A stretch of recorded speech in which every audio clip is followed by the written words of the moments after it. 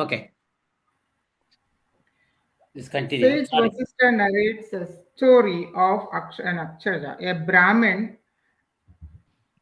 engaged in deep meditation, practicing good karma, when death approached him to destroy, but failed.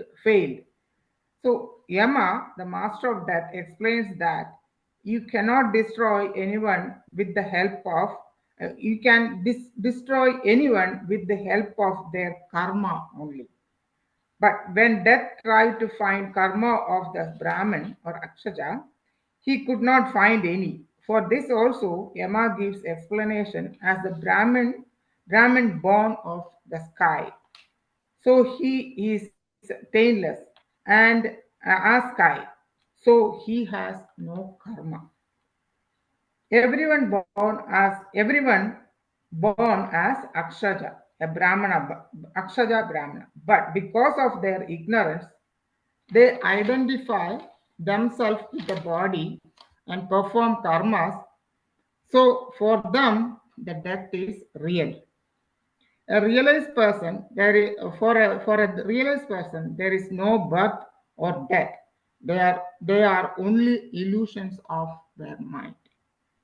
Sage Vasishtha describes itself as is unborn, non-dual, and essence of all. Self as is unborn, non-dual, and essence of all. So then the following section actually explains the nature of the mind or the Brahman. In section 3, Sage Vasishtha answers the question of Sri Rama about the nature of mind. Nature of Brahma, sorry, okay. Brahmaji, why Brahmaji is not conditioned by desire and karma. Anyone born by anyone bound by karma will get bodies to experience the karma phala. So you are bound to get body because of your past deeds. Sage Vasishtaji continues as Brahmaji do not have previous karma phala. So Brahmaji is not controlled by past memory. He does not have a physical body. It is subtle and spiritual. Therefore, creation exists on the basis of Brahmaji's own will. Brahmaji is the wave in the pure consciousness. As the vibrations in pure consciousness, creation exists in Brahmaji's imagination. So it is illusory. But for an ignorant, it looks like real. Brahma has two bodies. One is the absolute, which is a pure consciousness, and another one is actually conditioned, which is conceived by the individual because of their mind's limitation. Brahmaji is free. Because of that, Brahmaji is free, but the Brahmaji is free and without form. For an individual, or I'll say, we will call it as not a realized person, as he cannot comprehend without Namarupa because of his mind's limitation, he creates an illusion of physicality. Like child is afraid of a ghost by himself, which he himself projected. As he externalized everything, his emotions, happiness, he thinks he is physical. He forgets the spiritual nature of the self and fail to realize that who really he is. As the whole creation is in the mental in nature of Brahma, the world is considered as unreal.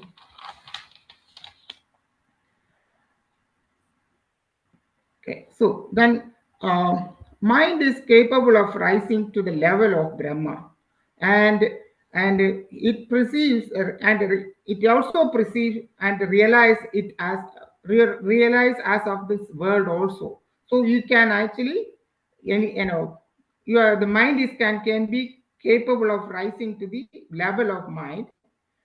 Then mind that perceives the realities of this world can rise to the level of Brahma, Brahmahood, and experience it as thoughts and in ideas in the sorry thoughts and sorry I just oh sorry thoughts and waves in the consciousness.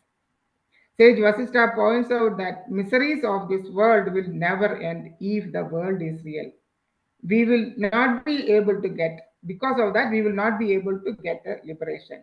This knowledge points to the illusory nature of the world. Realizing it should be your everyone's goal. Section 4 discusses about the nature of mind, how it develops to get it allotted to the world process. Mind has no form. It is not inside or not outside either. Like sky, it is all pervasive. So world also appears in mind as a mirage. Mind does not exist, but in this material world, which is illusory, it is identified with the material world. Another characteristics of mind is without imagination, it doesn't exist at all. Or else, without sankalpa, it does not exist. Ignorance, samsara, chitta, and manas, attachment, impurity, tamas are also associated with mind. And it is interdependent with the visible world. The world does not exist if it is not there. When seer ceases seeing, the world disappears and realizes self and get liberated. When you are from the illusion of I, you, and the world, or are or sorry, when you are from form the illusion of I, you, and the world, you are actually in duality. You will realize if you wanted to realize it, you have to understand you are that one. The illusion of this world will stop once understand yourself. In the next section, we are trying to understand the source of the mind.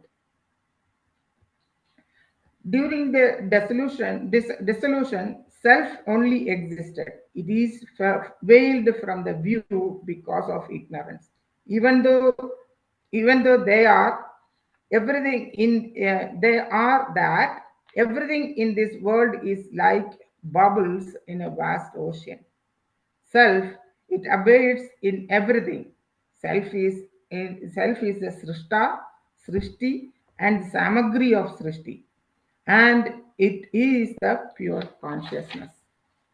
Self gives voidness to the sky, solidity to mountain, and liquidity to the water. The same self is the source of the mind. So one who knows self knows the source of all that exists. Self is the sustaining force that create, destroy, create and destroy. But self is devoid of all actions and modification. Self is a non-dual reality. Brahman alone exists. Hari Om Devji. Very good. You can say, thank you, sir. We are in the Utpatti Prakarana, and here Vashishta Rishi is beautifully talking about this creation. Everything is nothing but the total mind. It is the projection of the mind. Just like our dream is a complete projection of our mind, the whole world is nothing but the projection of the mind of Brahmaji. And so it's beautifully explained in so much form in detail. So we will go to section 6, where we talk about who is the person who is self-realized through wisdom. And so we all know from Bhagavad Gita that none actions do not give you realization. Actions give you only punya or papa karmas, and realization comes only from knowledge. Okay, Sudhirji, you want to continue, sir? Read. Sure. Section 6. The self is realized through wisdom and not through action. Sri Vasishta said, this great God of gods, the absolute self, can be realized through wisdom alone. The tiresome performance of karma, ritualistic actions, will not enable a person to attain self realization. No one can remove the illusion of the mirage even if he were to engage himself in millions of actions. An illusion is broken by understanding and wisdom alone. The divine self is not distant. He is not near either. He is neither easily attained nor difficult to attain. He is realized much as a golden necklace which was lost is discovered on one's own neck when the illusion of forgetfulness is removed. Austerities, charitable actions, the observance of religious vows, these do not bring about self realization. They do help to purify the heart, but the attainment of self realization is directly dependent upon spiritual understanding. Want to comment? Yeah, it is actually Sage Vasishta is actually just giving, just by doing karmas or ritualistic actions, it is not really going to, we will not be able to attain the self-realization, and it will not, just by doing karma, you will not be able to realize the world is an illusion. It is only through knowledge, and also he is actually just giving some caveat on this really related about the self. It is very close to you, but it is very difficult to achieve. And but it is there. It is very near to you, and but it looks very far. This all we actually experience. Even after all this knowledge, we still feel that it is a kind of a far, it's one of the most difficult thing to attain. But Sage Vasishtha Sage says that it is easy to get it too. Once we remove our ignorance, and it is directly, self-realization is directly dependent on upon our spiritual understanding. This for that you have to have good knowledge. We have to remove the ignorance. It is you. It is you can't call it as a it. Though we describe it as a it in third person, it is not far, it is not near, because it is you. And you doesn't mean neither Raghu. It is that pure consciousness. You are that pure consciousness. That's why, like beautifully in Ishavasya Upanishad, it is beautifully said, Anejadekam manaso javiyo. नैनद्देव आप्नुवन् पूर्वमर्शतु तद्धावतो अन्यानत्येति तिष्ठतो तस्मिन्नपो मातरिश्वा ददाति. He says it doesn't move, but it is faster than the mind. Gods could not reach it. It ran before. Stationed it overtakes all which run. And he goes on to say in the next one, he says, yes,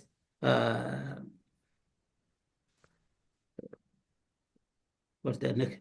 तदेजति तन्नैजति तद्दूरे तद्वन्तिके तदन्तरस्य सर्वस्य तदु सर्वस्यास्य बाह्यतः. That moves not, but it moves. It is not in the distant, but it is indeed is in the near. It is within all this, and indeed is outside all this. So, like Ishavasya Upanishad beautifully says, it is the all pervading, everything is within it, and so you cannot describe it as something like an object, limited. So beautiful. And Uma Shankar, you want to read Amma next three paragraphs?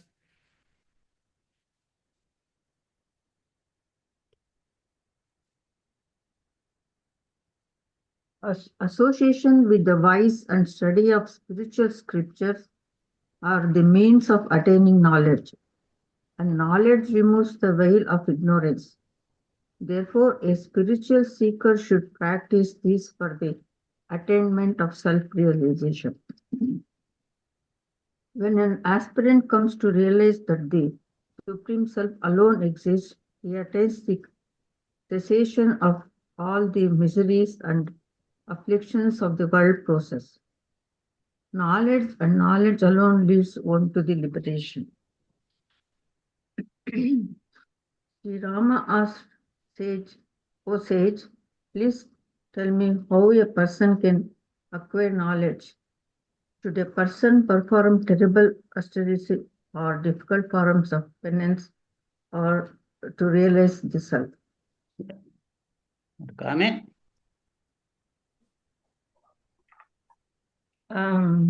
Just simple, like they're saying that one should have knowledge. Without knowledge, no, it's just an ignorance. Right. So, so the more you attend satsang and study and all, you get more knowledge, and then finally we can get the liberation. So you are the self, but because of ignorance, you think you are this individual body, limited. And so no kind of karmas can relieve that ignorance. Ignorance can be removed only by knowledge, like you said. And how do you get that knowledge? By satsang and by shravana, the study of the scriptures under a guru. And once you realize that I am that self, I am not this body, the afflictions of the world process and miseries don't bother you. Or bother you doesn't mean it doesn't bother the body. The body will continue to suffer, but since you are not identified with the body, then you say, hey, the body goes through the processes, but I am the pure self alone. That knowledge relieves you of all the suffering. So it doesn't mean the person who is realized does not go through any diseases or illnesses or suffering. So, okay, Veena ji here. Veena ji, want to read Amma? Next three paragraphs? Hari Om, everybody. Hari Om. Sri Vasishta continued, O Rama, an aspirant develops knowledge by listening to the scriptures expounded by his spiritual preceptor. After listening to those teachings, he practices reflection, manana. This leads him on to the advanced practice of Nidhyadhyasan, Vedantic meditation, wherein the mind becomes a continuous flow towards the absolute self. Mere austerities without an intelligent approach towards the eradication of attachment, hatred, anger, pride, and other impurities of mind do not promote spiritual wisdom. Rather, they become painful. Overcome by attachment, a person earns money by deceiving others. Then he practices charity with the help of that money. In fact, the fruit of charity does not go to one who has earned it by deception, but to the one who has been deceived. Whatever spiritual discipline one undertakes, impelled by mental attachment, is a form of hypocrisy. It does not give rise to liberation. Comment? So here, Sage Vasisht replies to Rama's question, how to realize the self, and he says, by listening and again, mananam, shravanam, mananam, nidyadhasan, that is the path to achieve, to be able to realize the self. And only austerities cannot eradicate the negativity of hatred, anger, pride, impurities, but it becomes rather more painful. And anybody who earns money by deceiving and then does the charity, the benefit does not go to the one who has done the charity, but to the person who has been deceived. So it really does not give liberation, only knowledge and nididhyasan, mananam, chintanam can give the liberation. Yeah. So you can see some practical advice for us in this last paragraph that if you cheat people and earn with in an adharmic way and do charity, you really do not get any punya from it. So, but you continue to suffer from the ill effects of the papa karmas you did of cheating the other person. But just because you gave the dhanam with ego that you have given the dhanam, you do not accumulate punya karma. So, just like we have learned before, Shravana Manana Nididhyanam is the process of acquiring knowledge. But various austerities that are described in the scriptures, you can do those things to purify your mind, but they themselves would not give you knowledge. But they are important. Okay. Without purifying your mind of hatred, anger, pride, like that, then you won't be able to acquire knowledge because you are still in the Rajasic and Tamasic mind. So, Raghuji, what is that? We know about the austerities. What is it? Austerities without an intelligent approach. What does that mean? What exactly? The austerities, we know that we were to, what sacrifice, right. control your. So, Yeah, yeah. what does that mean? Intelligent approach mean? What does The that mean? intelligent approach is, hey, I am doing this all the austerities because it is my duty to do it, not because that I want to get any results from it. So there are three kinds of austerity: sattvic, rajasic, and tamasic. The Rajasic austerities, like it says in the Bhagavad Gita in the 17th and 18th chapters, that if you do, Rajasic is if you do the activities with a hypocrisy, I am doing all these things, okay, and that I'm going to get all these results, okay. But tamasic activity is you're doing austerities with a goal of harming other people, or do the austerity in an improper way, not as prescribed in the scriptures. But sattvic activity is doing it as per the rules and not expect any results because it is my duty. So that's my understanding. Okay. Thank you. Okay. And Vijayji here today. Vijayji is not here. And Rani is gone already. Okay, Vishwanathan here today? No.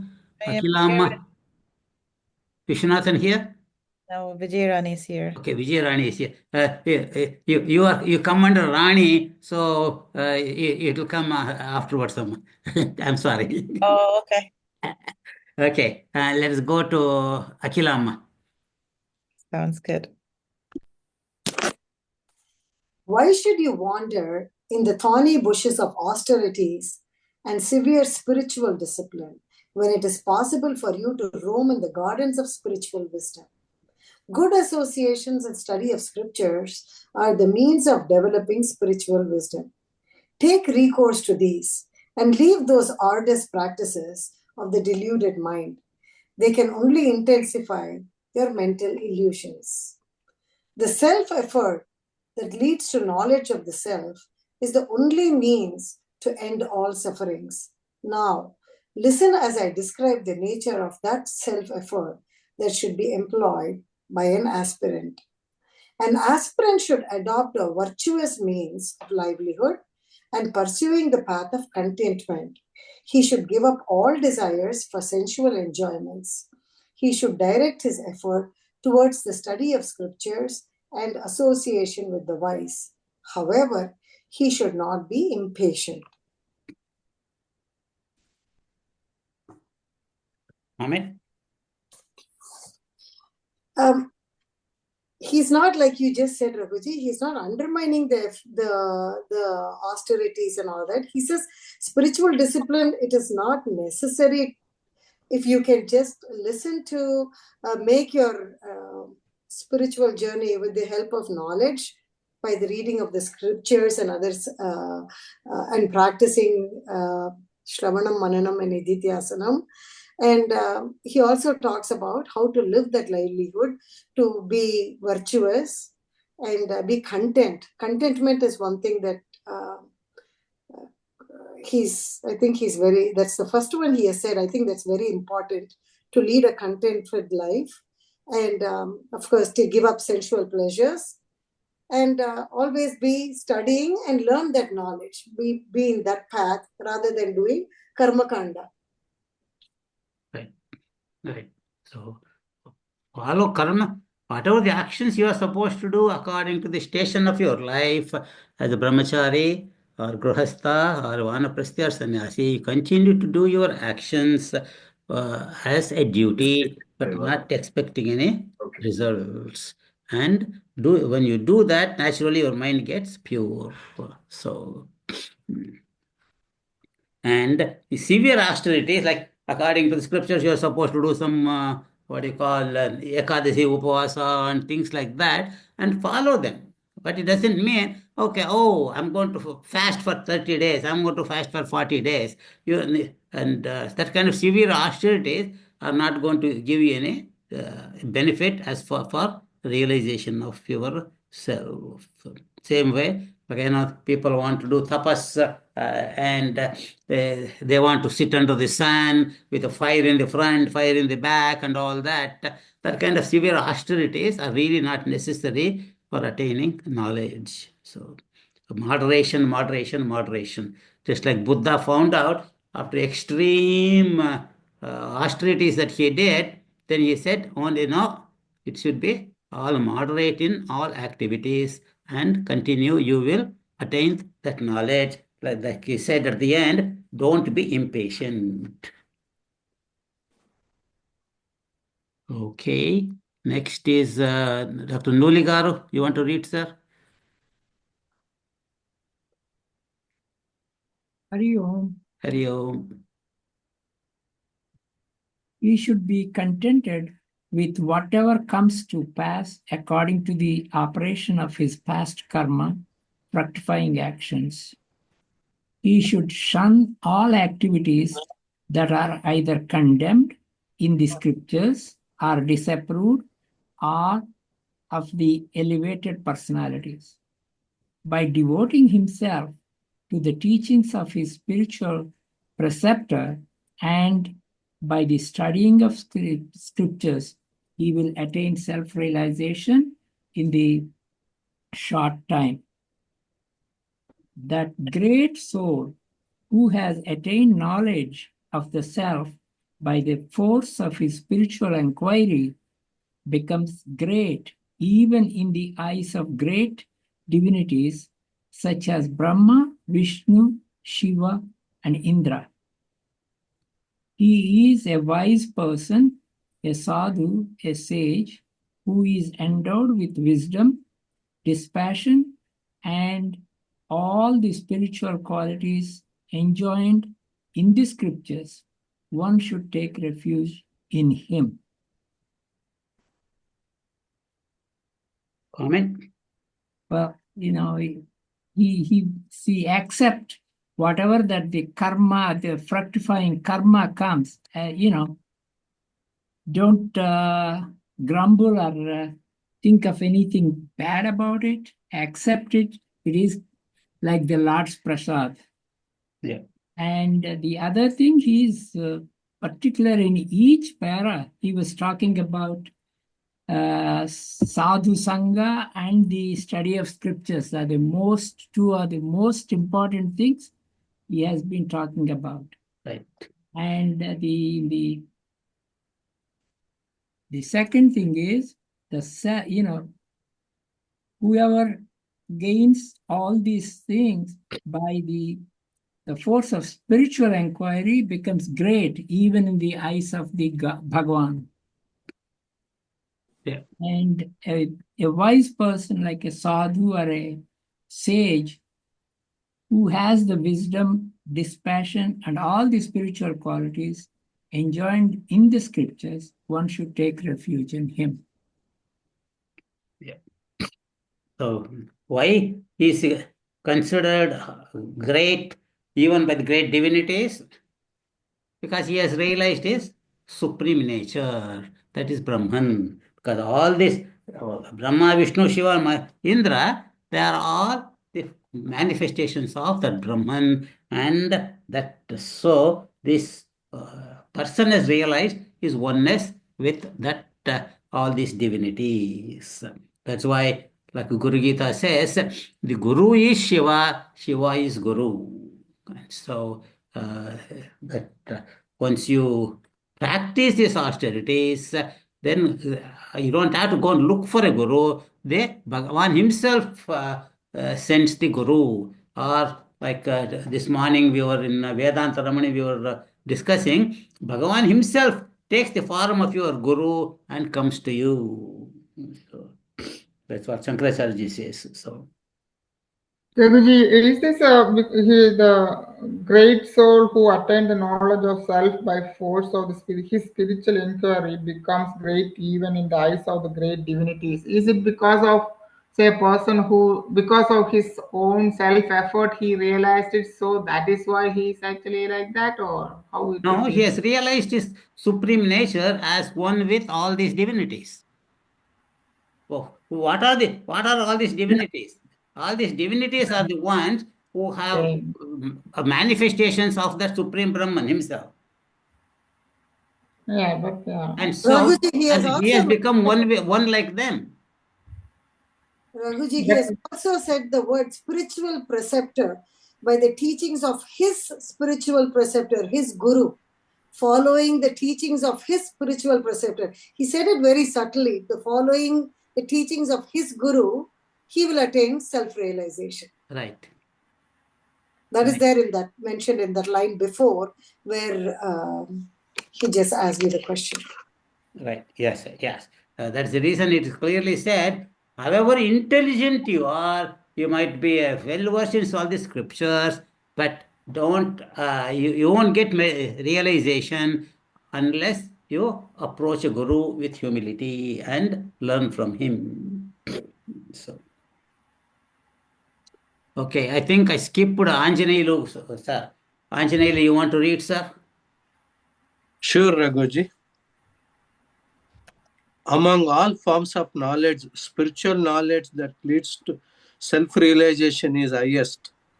An aspirant should study the Upanishads, the Gita, Yoga Vashishta, and the similar scriptures to promote that spiritual inquiry that leads to liberation. Alam, when mixed with water, allows the impurities in the water to settle down, leaving it clear and pure. And different forms of meditation enjoined on the path of Raja Yoga enables one to develop a mind that is free of restless thought waves.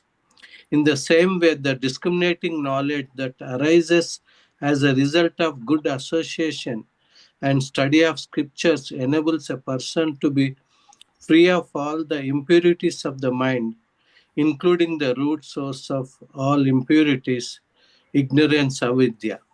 Yeah. Comment? So the importance of self-realization is given here, like in we also come across in Viveka Chudamani. So Shankaracharya says, the purpose of life is the realization. Otherwise, he is doing the atmahani. He is killing himself in this life. So that is conveyed in this para. The self-realization is the highest goal of the human life. Right.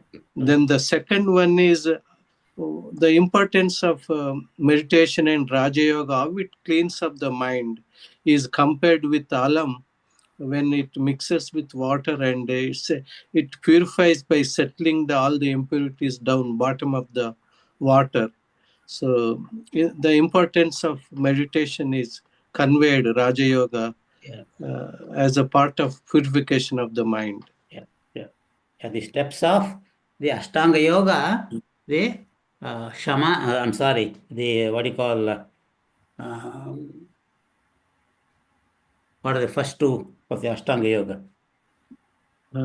Yam Niyam. Yama, Yes. Niyama, Niyama, Dharana, asanas, Yama Niyama. pranayama, pratyahara, all these things are called external sadhanas. They help you to purify your mind. And all your restless thoughts will be calmed down. And then he talks about discriminating knowledge, that is from the Gnana Yoga, from satsang and study of the scriptures under the Guru, that is the Gnana Yoga. So Raja Yoga, the Gnana Yoga, all these things are beautifully described. And then gradually, even the minute impurities that might be present in your mind, like little vasanas, all of them get cleared up as you continue to do the Shravana Manan Nididhyasana, because your mind start getting abiding in that knowledge. Hey, I am the pure Atman. I am not this body, mind, and the intellect. And the world is unreal. So it's a gradual intellectual process, and then by Nididhyasanam is constant practice of what we learned. Then one comes to that state, and that's why patience. That's why Gurudev says, hasten slowly. Hasten means hey, hurry, but slowly means being steady. Never stop. Okay, continue to do your all the sadhanas, and see where you are making mistakes, and keep correcting yourself, and don't give up your sadhanas, and no weekends for sadhana, and no holidays for sadhana, and you make it a full-time job. But Raghuji, see, my other teacher who was actually always say that,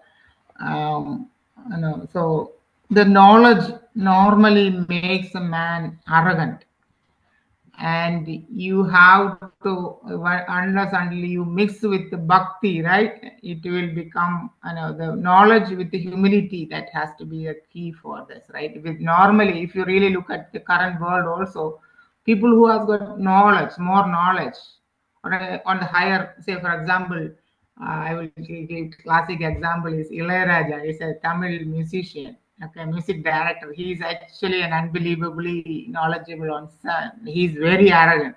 Something same way, and when it is normally it happens when the knowledge goes up, man think that okay, I'm knowledgeable, right? Then so there only the bhakti is actually to, with the bhakti and the knowledge only it will read and let you become the self, correct? Right. Yeah. Like you said, through the path of knowledge, by serving the Guru, your ego is supposed to get erased. And as the ego gets erased, then your knowledge shines forth. And so serving the Guru is not for the sake of the Guru, it is for my own self. Serving the Guru doesn't necessarily mean directly serve the Guru. Even now, if you are, like, let us just take the example in the Chinmaya mission, that you do whatever the activities that you do in the mission, volunteer work, that is serving the Guru. Because what is the role of the Guru? What is the Guru is doing? Even though the body, he is not there, but he is there in that spirit, and in and through all the mission and mission sevaks. And so that way we are continuing to serving the Guru. Raghuji, can I say something? This is Shobana. Yes, Amma. Yeah, just reflecting on this, when you are on the path of Vedanta and you reach a stage of mumukshatvam, that humility comes automatically, no, Raghuji? You don't have to, you don't need to, the bhakti is a part of the mumukshatvam, and it kind of blends together, and you automatically become humble. As you learn more, the more you go on the path of Vedanta, more humble you become. Is it right, Raghuji? Naturally, it should happen. I agree with you. But just like Gurudev said, okay, as soon as you say you are humble, okay, you have lost it. Meaning, okay, oh, I am more humble than you. Okay, Yeah. See, like that. on that, when I think Jodhiji is actually taking the class of that Gopika Geetam, right?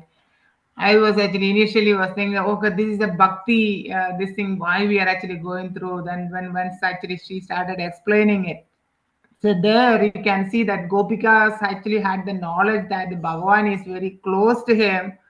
So he lost it. They lost him. Okay. Then even then he actually goes. I think yesterday also she was explaining that to, I think, Jansi ji.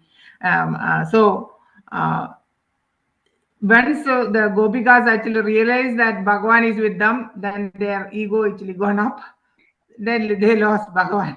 That means the knowledge of Bhagavan, actually, they know that the knowledge that the Bhagavan is with them, and they got the ego is gone up. And then she was mentioning that Bhagavan Krishna is actually going with Radha, and Radha thought then suddenly, because until then Radha was actually not really have that ego that Bhagavan is not with her. So then later Radha actually get that ego, that Bhagavan is only with her. So then she also lose Bhagavan there. So then after that, once they realizes that egoistic behavior, then Bhagavan come back and did continue on the Rasa Leela. So that is what I meant. This when the knowledge comes, we get our ego picks up, right? Dinesh ji, you want to read?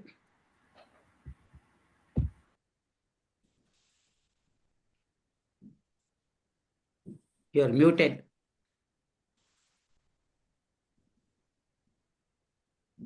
Dinesh, Hari Om. You're not there? Okay. I'm here. Okay, go ahead, sir. Chapter 7, Section Yeah. 7. Yep. The absolute without the limitations of the world process. Sri Rama asked, O says, where does Brahman, the god of gods, who is the cause even of Hiranyagarbha, the cosmic mind, whose knowledge destroys ignorance, where does that god abide? How am I to realize him?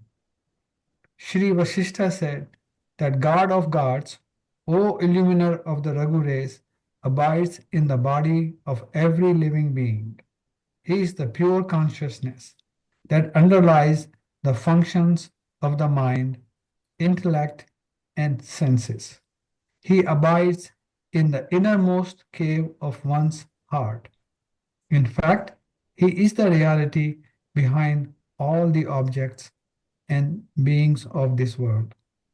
Sri Rama asked, even a child can be made to understand that the world is consciousness. But how can this understanding remove the miseries of one's existence? Comment? So, only comment I have here is about the consciousness that Sri Vashishta mentions here, and we all have it. And I think that as we do meditation, reflection, and the study of the scriptures, we get to get glimpse of that consciousness. And sometime, if we allow the consciousness to talk to us, I think it can show us the path forward and help us find the solutions to most of our challenges or the problems. Hari Om. Yeah. So if you continue to have that one-on-one conversation with the Atman, okay. First, initially, just like that we saw in the Upanishad class, the two beings in the body, one is the Jiva, the other one is the Atman. Okay. The Jiva can, instead of neglecting or forgetting the Atman, they say, hey, the pure Atman is in me. And that gradually, by effacing all the ego, then he realizes I am that pure consciousness. That so the it becomes I, and then you have realized that is that pure consciousness in me. That is me, not this jiva. So. So that's why Rama asked the question. Okay, well, I understand that the whole world is nothing but pure consciousness. How does the knowing that the whole world is pure consciousness gets me released? That to realize that I am that. So we will say what Guru says and conclude. Raghuji, Paramahamsa Yogananda, in the book, The Second Coming of Christ, he will interpret the Old Testament and compare it to Bhagavan talks to Arjuna in the Bhagavad Gita. And he says, when the Christ says that the kingdom of God is within you, that is exactly what Krishna says, that you have to realize that you are that self and the Brahman is inside you. That is the comparison that Paramahamsa Ji does of Christ's words and Bhagavan Krishna's words. Right, correct. Thank you, Amma. That's very nice. Okay. And next is Mano Naidu. Want to read, Amma? You skipped Ashwin though. Ashwin was not here. I think he just came in, right? No. He was here, but he was not showing his face. Ah, okay. Ashwin, Okay, you want to read, it's sir? okay. No, I did join few minutes late. Okay. 2 minutes late, that's all. Because I kept looking for Ashwin when I asked Anjaneyulu, but okay. Ashwin, go ahead, sir. No, Hari Om. Hari Om. Sri Vasishta explained, a mere intellectual assertion that consciousness underlies all objects and beings cannot bring about liberation. The individual soul is a reflection of the self in the shining medium of the intellect. When the soul becomes free from all the objects that shine by the light of the reflected self and turns to the self, the source which illumines all objects and by which all objects seem to develop the attribute of consciousness, then that soul attains the state of liberation. The soul is attracted to the objects of the world due to ignorance. With knowledge, this attraction can be checked and the soul can be led to the self. Comment?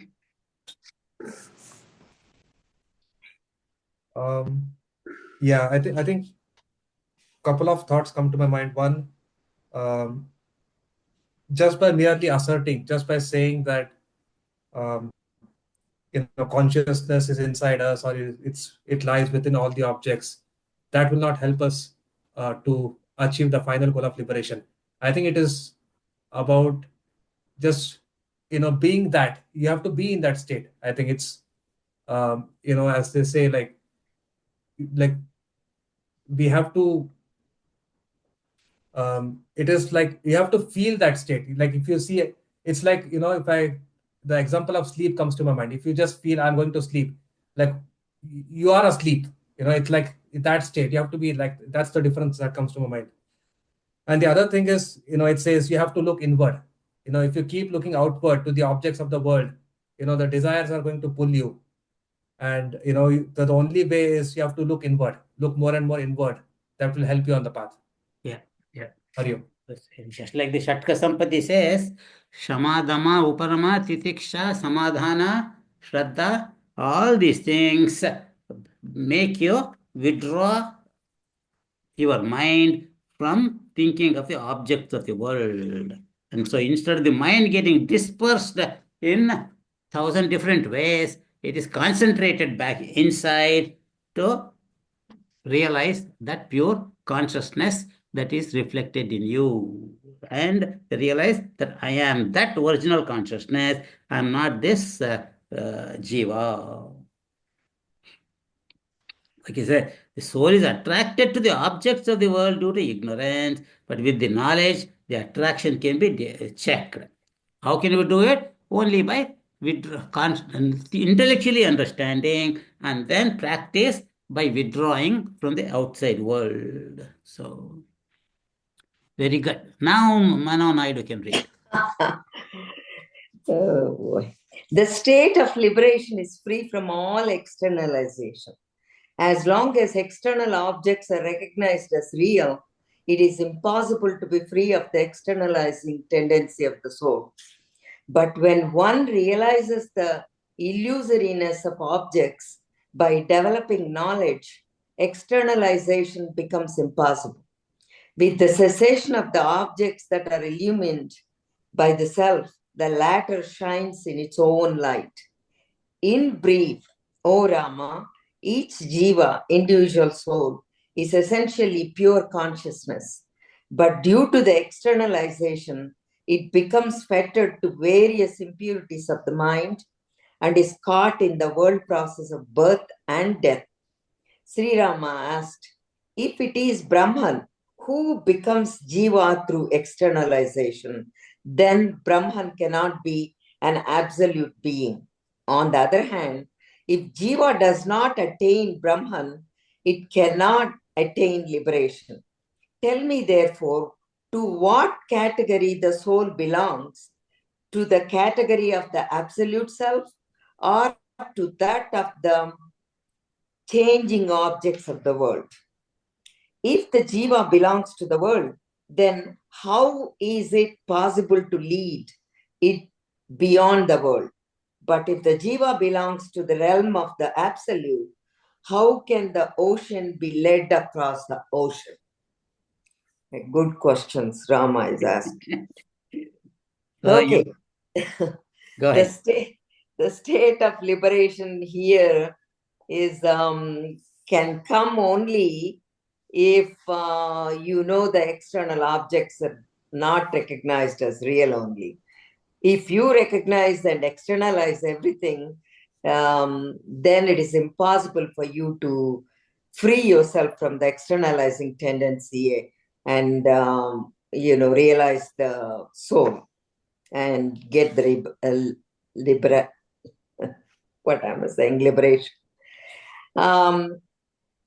The other thing he is talking about is the jiva is essentially pure consciousness, but due to the externalization of the, everything, the objects, the world and the world process, he is just having the impurities of the mind and the, birth and death circle.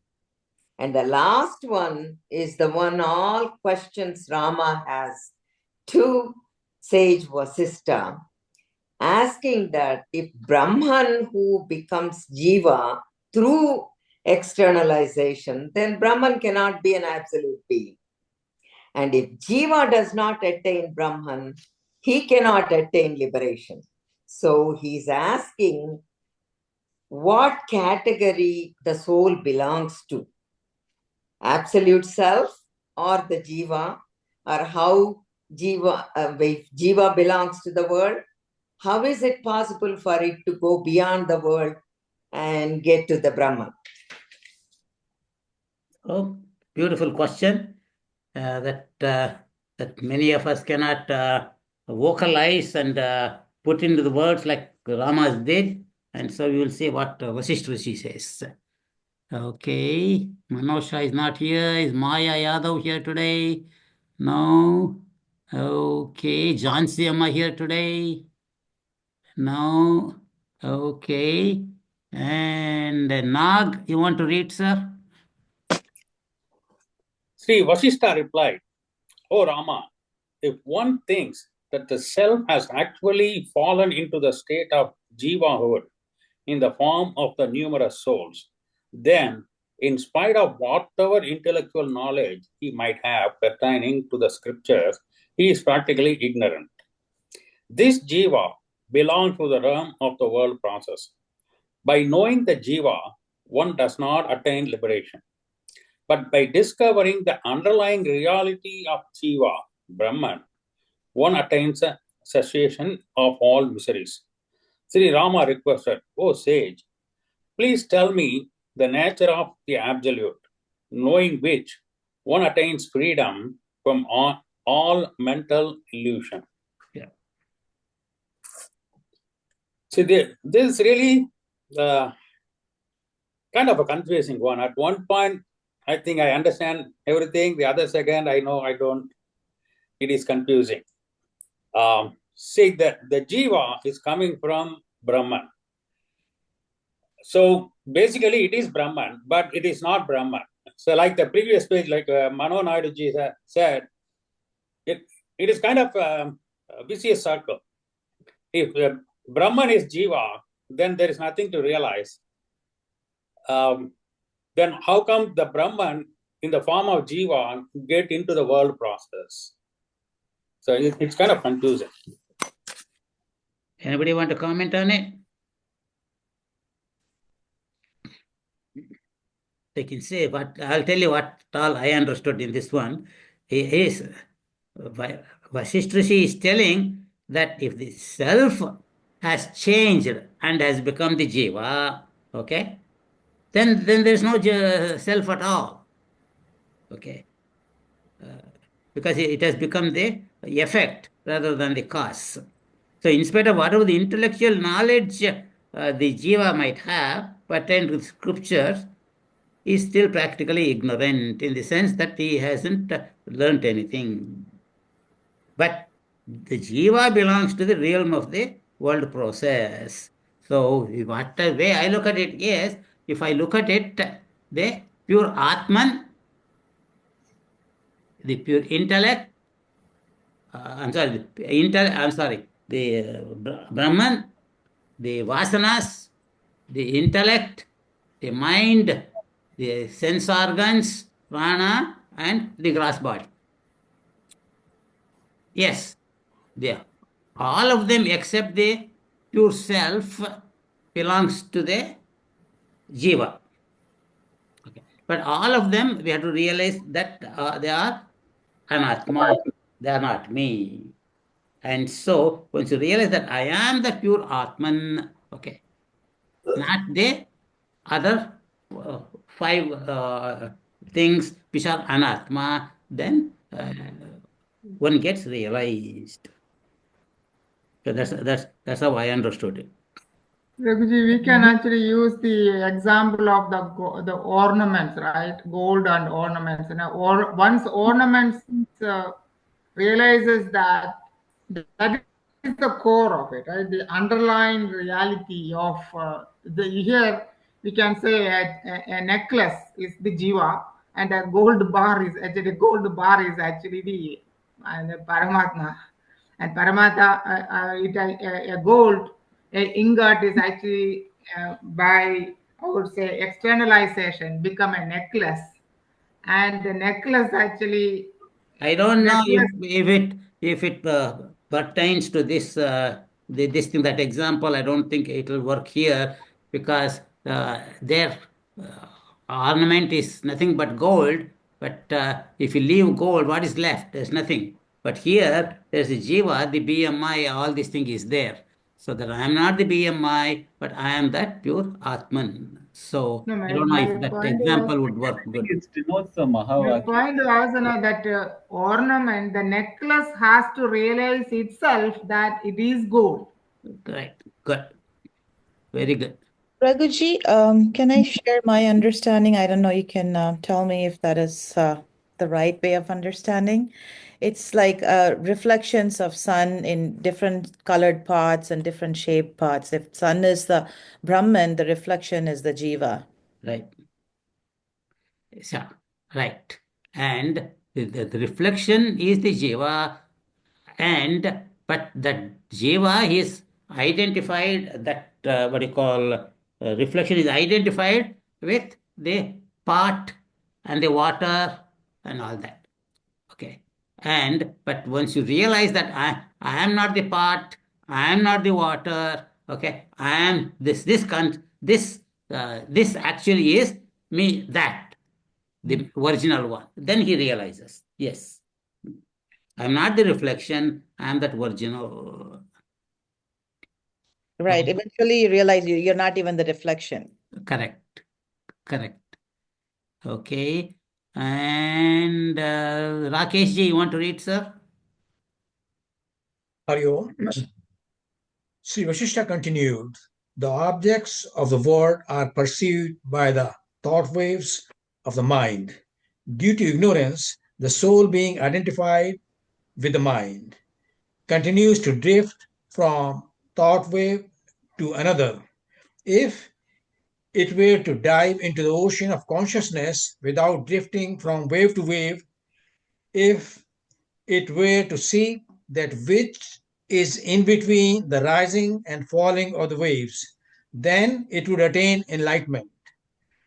The self is like a great ocean of consciousness, wherein the world exists only as waves of illusion.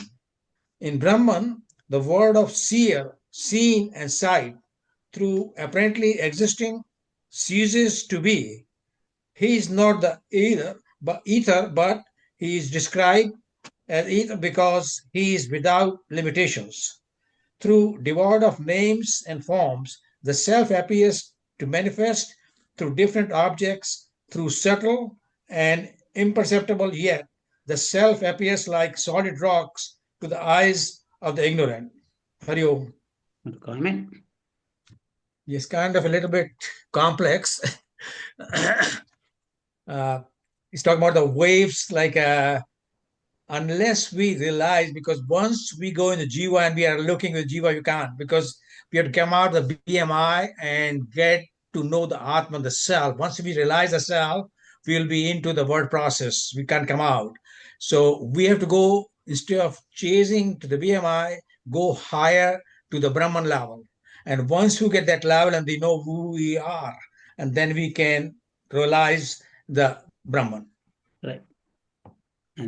And once you realize that I am that Brahman, that answers the third paragraph answers, then you see everything as pure consciousness. First, you withdraw from everything and absorb in yourself in that pure consciousness, what you learned from your study of the scriptures through the Guru. And after practicing all the sadhanas of purifying yourself, then you realize it. And then when you open your eyes and see the world, then with that new vision that I am that Brahman, everything looks Brahman. And even the solid rocks, you see only the self. That's why, like even the what you call current scientists, they say, hey, we talk of the so-called solid rock or a solid wall and all that, they are all nothing but just pure vibrations. And just that's what it says. We say in Vedanta, the self itself appears in various names and forms, but they scientists say almost the same thing, but they say, oh, it is all these different vibrations appearing as various what you call the electrons, protons, and all that in various combinations appear like solids. But they are nothing but ultimately the pure vibrations. But where the vibrations come from, that vibrations came from, if you read Paramsa Yoganandaji's Bhagavad Gita book and his studies, he shows that from pure consciousness came this, what do you call, the total mind, what in the form of a cosmic vibration. And from that cosmic vibration came this, all these names and forms. So the self appears to manifest through different objects. Though subtle and imperceptible, it itself appears as solid rock to the eyes of the ignorant. So the same eyes seen through the eyes of the realized man, then he knows it is nothing but pure consciousness. And that's the reason he doesn't have any attachments to any of these things, because he doesn't see anything different from him. So How you and I can understand is only when we get realized. So, Rani, you want to read, Amma? Sure, Gucci. Just as emptiness coexists with the sky and luminosity with light, so the world coexists with the self. In fact, the world is an illusion, sustained but also transcended by the self. An intellect that is tainted by the reality of the world is unable to reflect the transcendental nature of the self. But when it is free from the illusion of the world, it reflects Brahman without any distortion. This is the institutional vision which enables the soul to realize Brahman. It is impossible to attain liberation without fully understanding the illusoriness of the world process. Go ahead. They summed it up. It's impossible to attain liberation Yeah. without understanding that the world is illusory. Right. It's like the wetness in water and sweetness in sugar. If you, for a chemist, it's all broken down into formulas. Right. So if you go beyond that, then it reminds me of the song, one of the songs, and I think Lion King or something. Look beyond what you see. Right. Exactly. Nicely put. So that while you were talking, what I was imagining is like in the old movies that you have the ray of bright light projected on the screen, and the film is moving in front of the light, and you see all the whole drama of the movie theater. And if you remove the film, what is left is just the pure light alone. So that pure light uh, alone is appearing in various forms on the screen. And so, if you withdraw our mind from this, what do you call, play of the drama of the world, and then you realize that you are the pure Atman. First, you withdraw from everything, and then once you have realized that pure Atman, which is present through in and through waking state, deep sleep state, and dream state, and we don't know from study of the scriptures and guru, then we realize, yes, this pure consciousness is there in the waking state, in the dream state. When in the waking state is not in the dream, dream is not in the waking state, and neither of them are in the deep sleep state. And but what is there in through all of them is that pure consciousness, that aham asmi.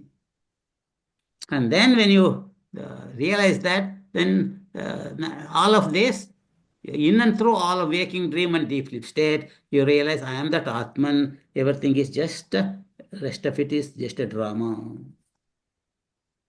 In Ashtavakra Gita, Gurudev says, in I think beginning of the Ashtavakra Gita, one of those things, that possessing the objects of the world is, the problem is not possessing the objects of the world. The tragedy is the objects start possessing you. Yeah, exactly. Yeah, exactly. So you think you are liberated, you are free, you can do anything you want, but actually what you are doing is you have become a slave to the world, and that slavery has to be uh, overcome. Sarveshwarji, you want to read, sir, the next chapter? The glory of spiritual. Hari Om. Hari Om, sir. The glory of spiritual scriptures. Sri Rama asked, O sage, how can this vast universe be accepted as illusory or unreal? How can you say that this enormous physical world abides in Brahman, who is subtle and beyond the reach of the senses and mind? How can a mustard seed become the basis of an illusory projection of the Himalayan mountains? Sri Vashishta said, O Rama, listen to my teachings with patience. As a result of sustained good association and study of scriptures, you will gain that insight which will remove the illusion of the world process within a moment. As long as there is the reality of the visible world, so long there is a seer.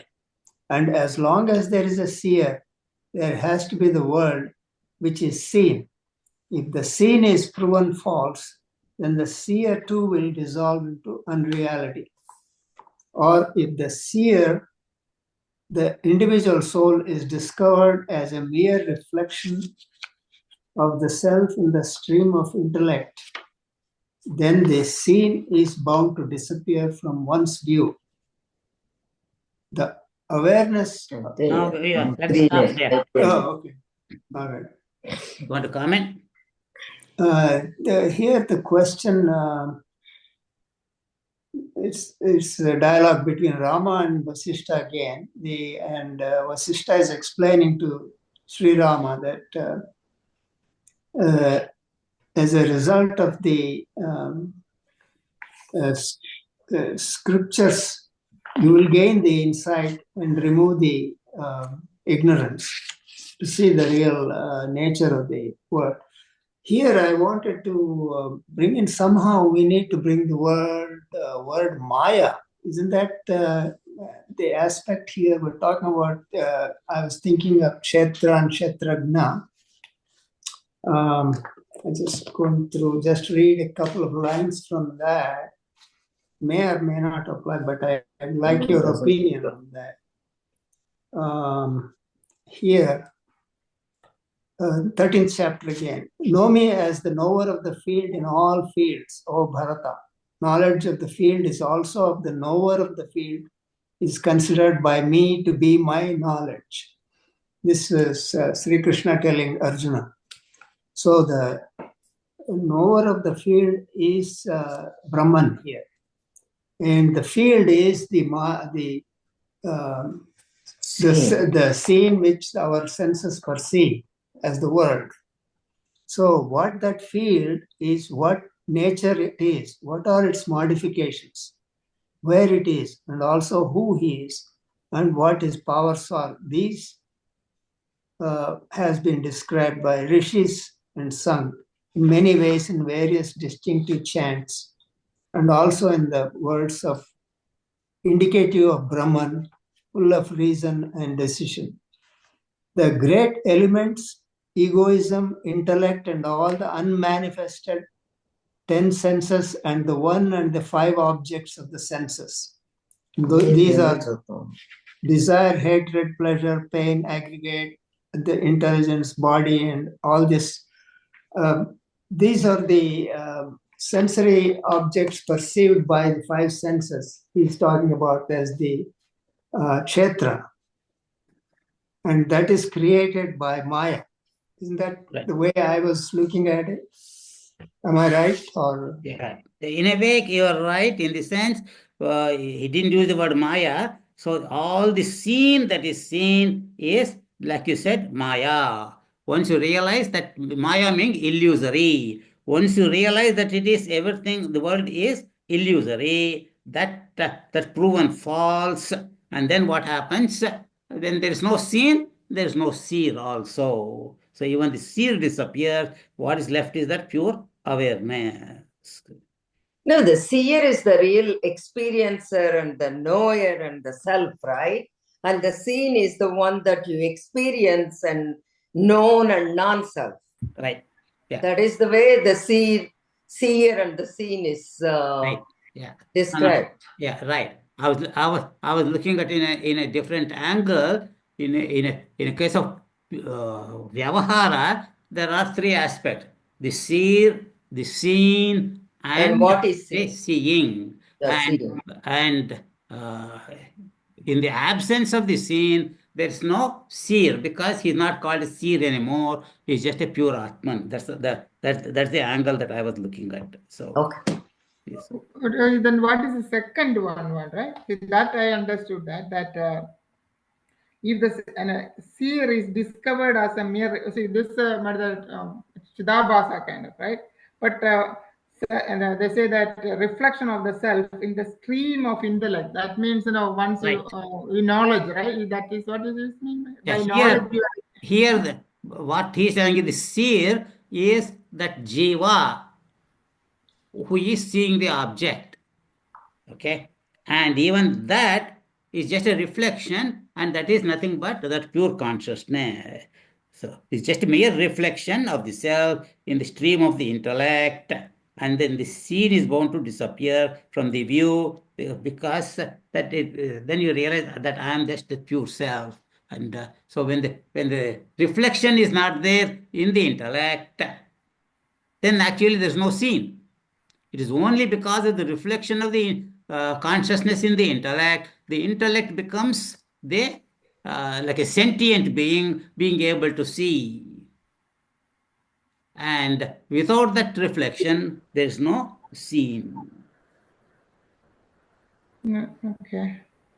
That the stream of intellect, that word is there for it is that is actually we have to consider that the knowledge. The stream I understand is that sentient intellect going through my eyes to see the object in the world, or going through my ear to the world to hear the sounds. So that is the stream, that the way I understand that one. Raghuji, can we consider all these as upadhis? Because in the crystal example, it says when the crystal is placed, the color changes when it is. So, can we attribute all these to upadhis? Uh, in this context, only the way I understand is you are withdrawn from the what do you call the Atman, from even the reflection. Yes, if you talk about the various names and forms and the five sense objects, yes, that they, like you said, they're talking of the prism, that various colors of the light going through the prism, little different colors. Same way, the light of consciousness going through the five senses, it perceives five different objects. But it is nothing but pure consciousness alone.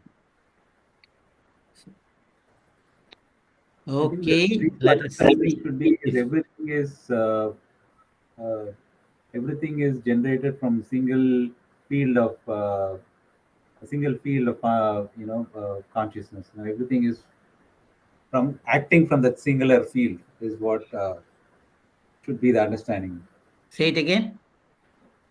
I mean, like the base is the singular field, which is the pure consciousness. Everything is above that is more illusionary, which is right.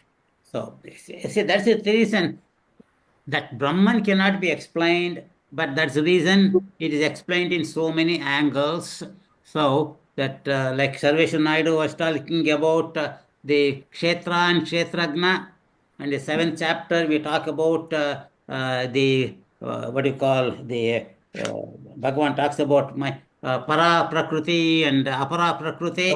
Okay, all these things are way of indicating that Brahman beyond all that. And so from different angles, the same subject is talked about, indicating that everything is illusory and everything has come from that Bhagavan, and Bhagavan alone is real, and beyond Bhagavan there is nothing other than him. Shobnama, you want to finish?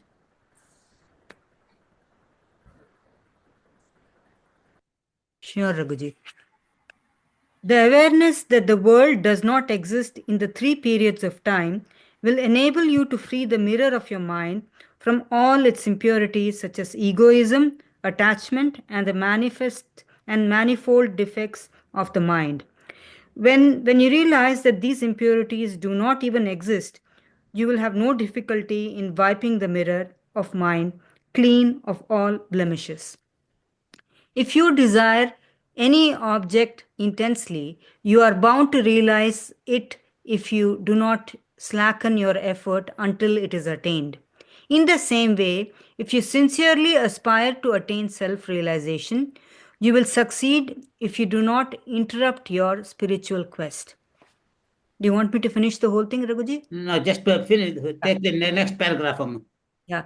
If you are devoted to good association and study of scriptures with an uninterrupted concentration, you will attain realization in a few months, may even in a few days. Boy. High hopes. Anyway, Raghuji, these three paragraphs, this talks about uh, in the three states of waking, sleep and dreams.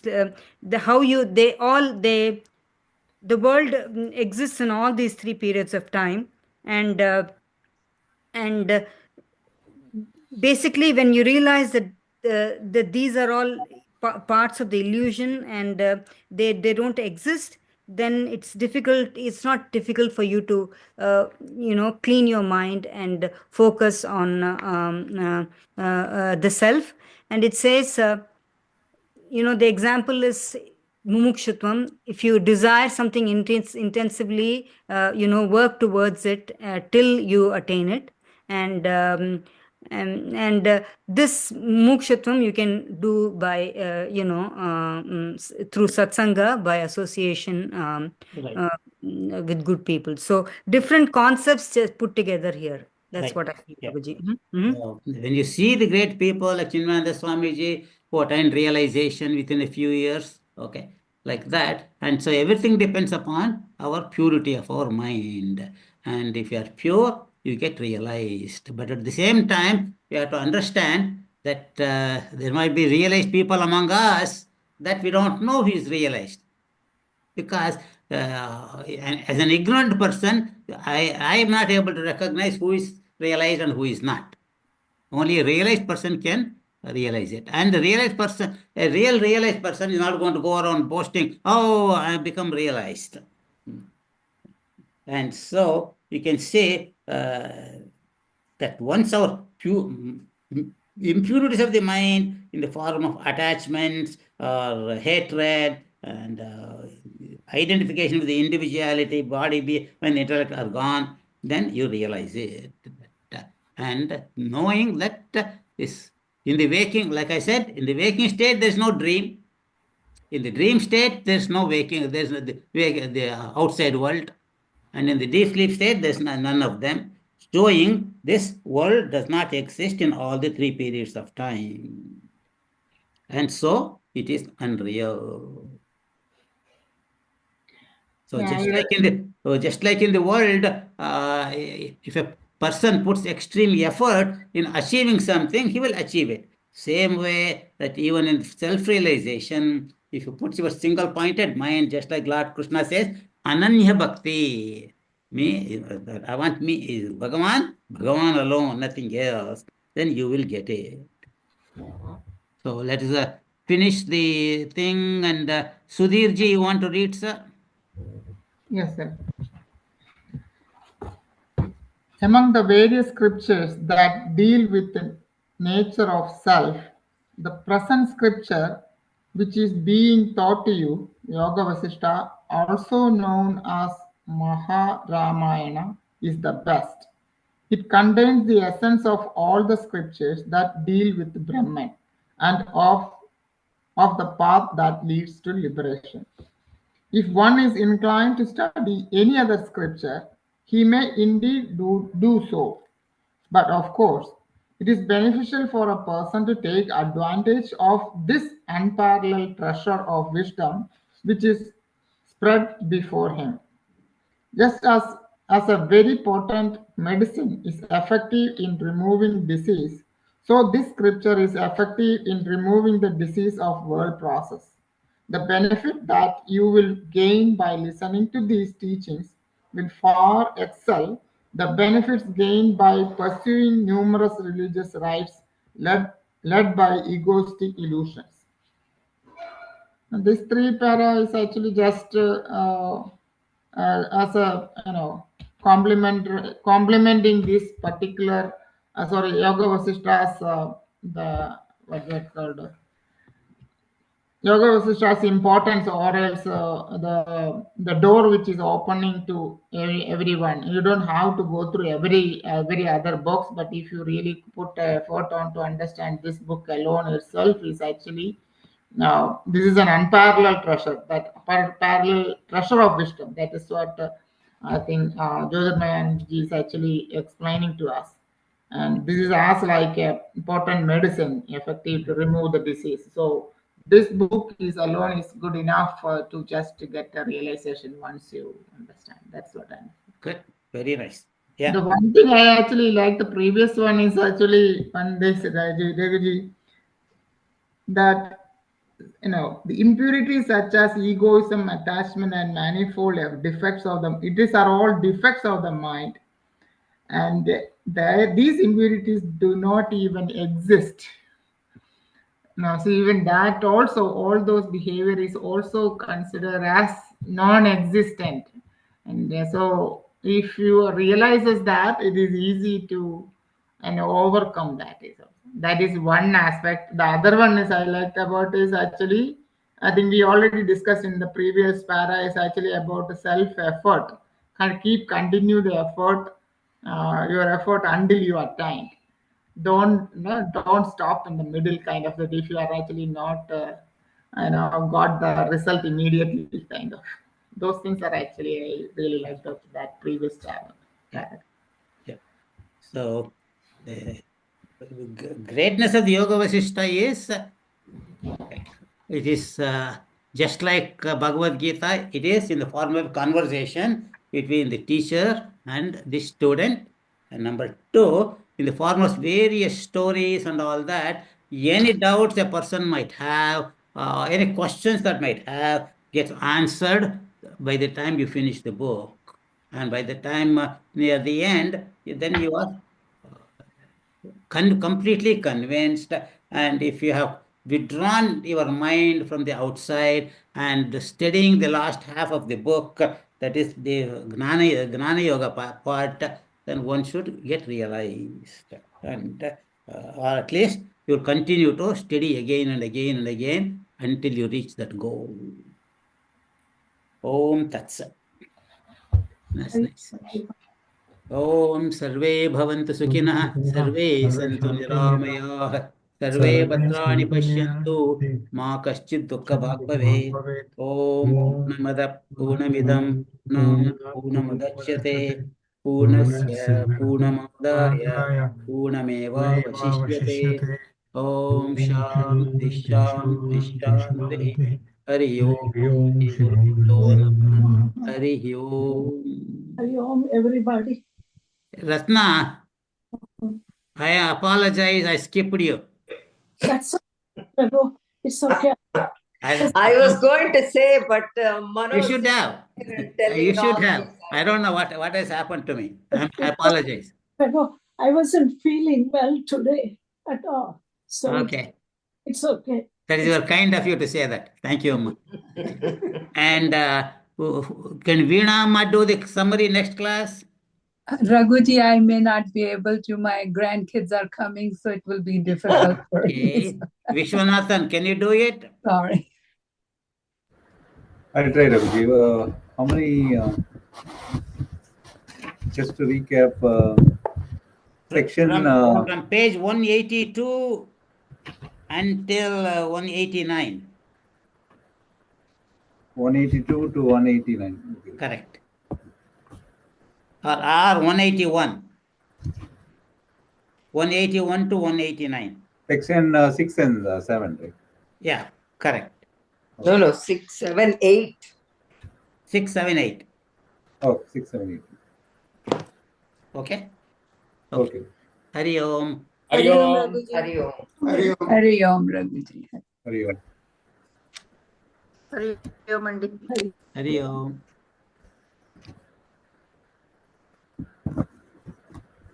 So